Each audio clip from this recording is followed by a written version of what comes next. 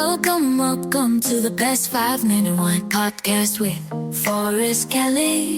When was the moment when you said, okay, I want to start my own palm wine company? It was back in 2017. I was working at Harvard University doing technology development of sustainable materials technologies. We're at a good pause point. We're, thinking, should I start new projects? Should I start a project of my own? And at that point, I had a bunch of ideas of things that I wanted to work on. And I left my job and just wanted to take some time to explore those ideas, palm wine being one of them. To explore it, I went to Nigeria. We, went to my ancestral homeland and just spent time there and got to know the place better as an adult. Worked with some tappers locally who were there, and just started to get an idea of what is palm wine, what is good palm wine, what is bad palm wine, and how could I preserve it? How could I get it into a bottle, into a shelf-stable format, and possibly ship it, to the U.S. And is it only through your website, or do you have a distribution?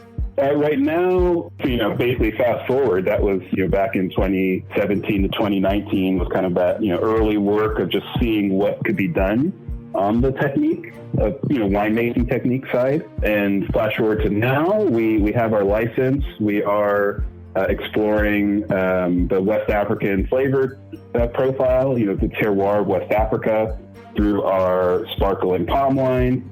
And you can buy it on our website. And we're just starting to look at different restaurants and retail outlets of where our wine might live beyond our website or wherever we're popping up. And, if you're curious, if you want to try it, stay tuned for this summer, and we'll probably have some announcements on that.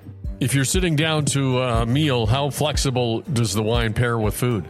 So just like grape wine, there are different, let's say, labels that we have.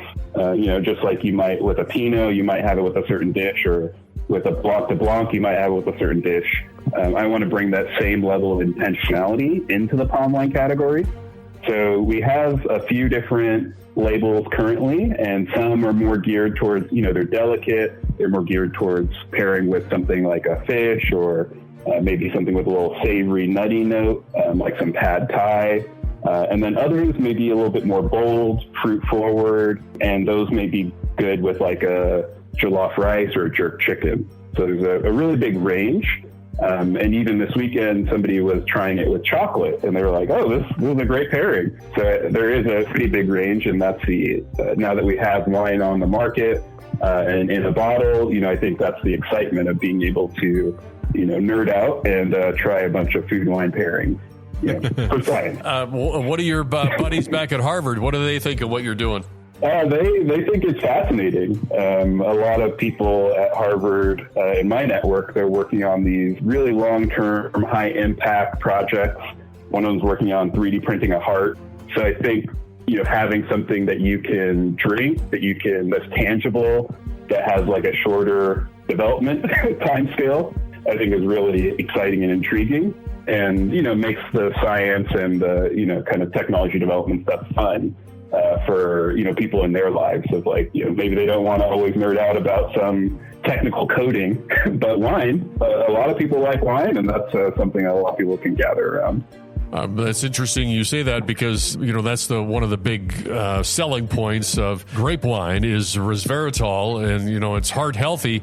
So your buddy, is he actually a real live working 3D heart, or how deep into that is palm wine heart beneficial? There are many kind of like folk wisdoms around the health benefits of palm wine. I haven't gotten in any clinical studies or anything like that, so I don't know how much of it can be, verifiable, but they're, just over the decades and over the generations, people do have beliefs of it's good for your eyes or these various elements. Yeah. The Mark Scott, somebody who, we were neighbors at Harvard, and he's now at Stanford, and his lab is focusing on 3D printing a heart. It's not fully viable yet, I believe, but in terms of, I think they're getting pretty close. Wow. I think the cells are there, vasculature is there. I'm not sure the exact challenge that they're facing right now, if it's like just the cells living for a certain amount of time after printing. But yeah, it's exciting work. Wow, that's a pretty impressive class that you were in there. Yeah, I think we're all trying to change the world, and we're all kind of leveraging our backgrounds and our perspectives to try to do it. So for me, I saw an opportunity in the gap when it comes to wine and food. And, there's this emergence of fine dining for Caribbean food, for West African food, South Indian food. But when it comes to the beverage space, it's still not fully developed for those cultures. So for me, that was one thing that I saw that I can contribute to. Maybe I can contribute to printing a heart, but, maybe that's not my calling at the moment. The best 5-minute wine podcast. Don't forget my favorite part. Please like and follow. Oh.